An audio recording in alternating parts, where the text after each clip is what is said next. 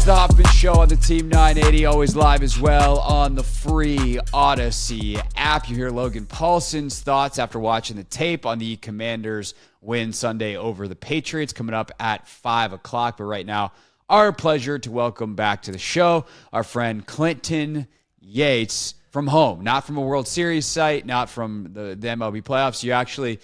I'm glad you remember where home was. You know, I'm back in Los Angeles. I've slept in my bed for 2 days in a row, which feels like a minor miracle, and the sun is going down at 5 p.m. all the time. Oh, that's late. It's very to what it is here. I mean, so this is the first year that we've gone through daylight savings time when the show's been 4 to 7, because last year we were still 3 to 6, and then the change came in the spring where we slid back an hour. Right.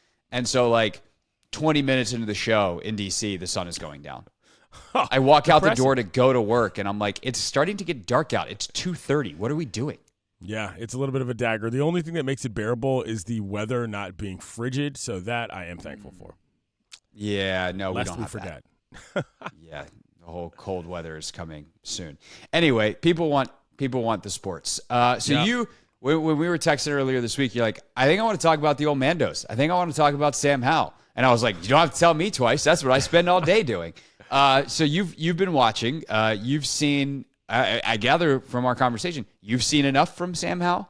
It's not that I've seen enough. It's that one of the problems that I think people get too caught up with when they are focused on one particular franchise is forgetting that there are a lot of different ways to do it. And so when I look around the league, I look at some of the younger quarterbacks. You look at the guys like a Levis, who just got a starting gig down in Tennessee. You look at some of the younger guys. Obviously, CJ in Houston is doing different things than anybody else. But you can eyeball test guys when they're young enough and say, that guy's a quarterback. And that's what you're getting out of Howell. And it's improved, in my opinion, from game to game. Not necessarily in terms of anything specific, but it just feels like he's playing the position like a human that was destined to play the position from a fundamental standpoint, from ability to get the plays off. And sometimes, execution doesn't happen, but he doesn't look lost, which is half the battle. The other thing, though, which is what my main reason I wanted to talk about this was for, is people start talking about the next 5 to 10 years after a guy has 5 to 10 starts. I don't understand that. I don't get why in the most right now league of all leagues on the globe, in the most right now time in the history of said league itself, the need to declare somebody, okay, we've got that taken care of for the next 10 years. That doesn't matter. What matters is whether or not this player is going to continue to get better game to game so that everybody else on that squad and that roster has confidence that it will improve as well. The need to declare a guy the guy, I think, kills so many NFL franchises from an expectation standpoint, from fans and team alone. Yeah, no, I think that's right. I mean, we've talked about that quite a bit this week. Like, what does that mean? And especially with this franchise, it's very silly right now because you can't give him an extension. He's not eligible, so you don't have to make that determination contractually. Ron or the general manager or anybody else in the front office declaring it would just be laughed at because it's like, y'all ain't going to be here. So, what are you talking about? The owner is not someone who's going to come out and say something like that. He might say, I like what I see if I'm asked or if he's asked, but the most likely thing along those lines is Magic's going to tweet something. But, it's not like, hey, this is our guy for the next 5 years. It's like, we love what we see from Sam Howell. We love that we have our quarterback, but if they hire someone else next year, GM, coach, whatever, those guys aren't beholden to that. So there is no, even saying it out loud doesn't do anything. It just, I think it's fun from a fan base standpoint though, is to be like, oh, okay, well, if that's the case, can we go spend the $90 million of cap space we have on something else? We just traded for this high second round pick that the Bears for some reason gave us for Montez Sweat. Thanks. What can we use that pick on if it's not quarterback or trading up for quarterback? So it's fun to play it out when you don't have to fit the biggest puzzle piece in, but there's no actual upside to being as an organization, not as fans speculating for radio giggles. What upside is there as an organization? None. Yeah, he's the starter. That's what he is. Right. He doesn't have to be the future just because that's the case. And I would also say, how many teams around the league right now really have guys that definitively are their guy. There are a few. There's a handful plus. But there's a lot more teams. I mean, heck, the Rams just signed Carson Wentz, for Christ's sake, Gregory. You know what I mean? There's a lot of teams out there that are wading in the water that don't necessarily know what they're doing. And figuring out the guy for the next week is as important as figuring out the guy for the next decade. And I think that's one thing to look forward to if you're a Commanders fan. You can relax and just enjoy the run at the QB position as opposed to feeling like you constantly have to speculate about what else is happening.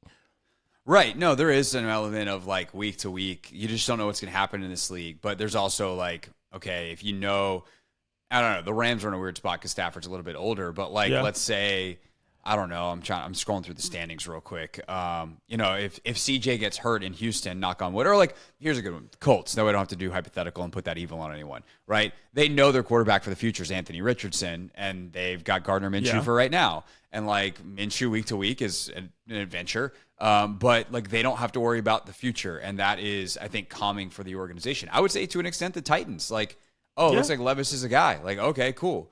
But if you scroll through, I mean, here, let's do 32 teams in 30 seconds. Hey. Dolphins, Bills, yes. Jets, they have no idea because, they kind of do with Rodgers, but Jets have no idea. That's a year. Stop it. The Jets are completely clueless. Yeah, well, that's a statement that's true and stands the test of time. Patriots, they're probably in the quarterback market. At least they should be. Ravens, good. Steelers, they're fine with Pickett. Browns, they'll tell themselves they're fine. Bengals, fine. So that's an entire division. AFC North, good. Squared AFC away. South's all good. Jags, Texans, Colts, Titans, they're all good. Chiefs, Chargers, Raiders, we'll see with O'Connell, but there's one. Broncos, they're in no man's land. Question mark. Yeah. Eagles, Cowboys, Commanders, Giants. Giants know what they're doing. They're drafting at the top of the draft next year for their new guy, but they also just signed Jones. Lions, Vikings. Vikings are in a weird spot because of Kirk's injury. Packers are in a weird spot. Bears are kind of in a weird spot. So there's 3 or 4 teams in a division. But mostly like Saints, they got Carr for the next 2 years. Falcons, they're screwed, but they're going to draft someone. Bucks, they're in flux, but they know it. Panthers just drafted Bryce. Niners, Seahawks, Rams, Cardinals. Like Cardinals are probably going to draft someone. Rams hopefully are going to draft someone. Seahawks are good with Geno for a couple years. Niners are probably all right with Purdy. So it's like a little less than half the teams. And my point Craig. Yeah, my point there is, Craig, is that there's a very real element, I believe, in DC to what expectations from fans have to do with how performance, not necessarily in the context of how guys feel about it, but how it's gauged against what success is even by the franchise, which is if a guy is anointed when he needs to be growing, that can create problems. And that's what I'm saying here is like this guy's good enough to handle the gig. Anointing him could create a scenario in which too many people are creating too many expectations that do not make sense, especially because people are coming in and out. Let this kid grow. Let him play. He's continuing to get better, in my opinion, and without, foisting all of these extra things on him just because people wouldn't want to be able to talk trash and say, guess who's got one of the best young QBs in the NFL? That doesn't matter. You know what I'm saying? Comparatively to these other people, that is unimportant versus the development within the franchise itself. Clint Yates with us here on the Hoffman Show. So I would say 2 things that are really great and important on the heels of that. The 2 most important people in that equation don't care. Number 1 is Sam himself. Sam, part of the reason he's up for the gig is because his demeanor is fantastic. Like, He is a leader. He's got the mental ability to like tune out the noise. He's hyper focused on like what he's got to do, what his teammates think, not what anybody on the outside thinks. He's got higher standards for himself than I think anybody else outside. And like that's not just a saying, like he's actually a guy that lives it. And if that's the case, then you're good. And then I think the biggest difference between what is now and what has been is I don't think Josh Harris cares either. Like this dude did the process in Philly. Right. He doesn't give a rip as long as he's got his eyes on the end goal and he thinks you're headed in the right direction. He can deal with the short-term blowback. I think he does acknowledge it's a little bit different here. The pressure here is high, but I think he knows also if things ultimately get the right direction within a couple of years, and they can have a quick turnaround here, especially if Sam's the guy and they've got quarterback figured out. Then like people aren't going to be mad about an extra couple of whatevers, right? The hiccups and bumps and that are standard in the NFL along the way. That's all I'm saying. It's a different build. So trying to adapt oneself as a fan of that team, I would presume, it doesn't have to be the same as all the other teams. You're not operating on the same scale. You're taking a different path to where you're trying to be. So there's no need to compare it to the same developmental path as some of these other franchises. Speaking of building, the Wizards, we're in the underground, like build a foundation element. Nothing that is happening now is going to see the light of day. What have you made of their early season? Yikes!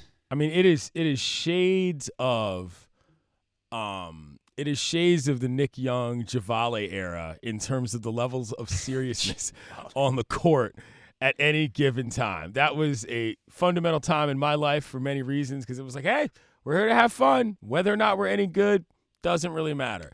I watch commercials on certain networks that just say, we don't know what our favorite type of player looks like, but we're going to figure it out. Really inspiring, guys. But I do think that it is a reckoning for that franchise to say, yep, we will never, ever, ever tank thing. It's just not simple. It's not as simple as that in the NBA. You have to be better at talent acquisition. You have to be better at execution in terms of how you build a franchise, never mind a team. To just sit back and say, nah, we'll be cool coasting through and expect to be any good, which is obvious that game is over with now, Craig. And I think it shows up every night. Yeah, no, I think what's interesting, too, about this team is, like, they've got a bunch of interesting pieces, but they're not pieces that fit together. No. And I think that's by design. Like, the way that they are, quote-unquote, tanking, if you want to say that they're doing that, is they got a bunch of pieces that will be good and helpful for other teams that they are planning on selling off, and they don't fit together at all, and they don't care.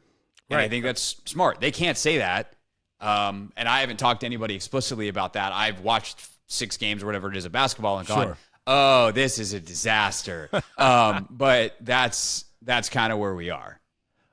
When I was out at a place in Beverly Hills, I saw Kuz and Jordan Poole, and there were like a bunch of really, really tall young ladies that were there. And I was like, there must be NBA players here tonight, because nobody this tall in this large of a group would be here like this. And they had a party. I wasn't invited, but I could see them going in and out. So they know how to have a good time. Never mind the basketball side.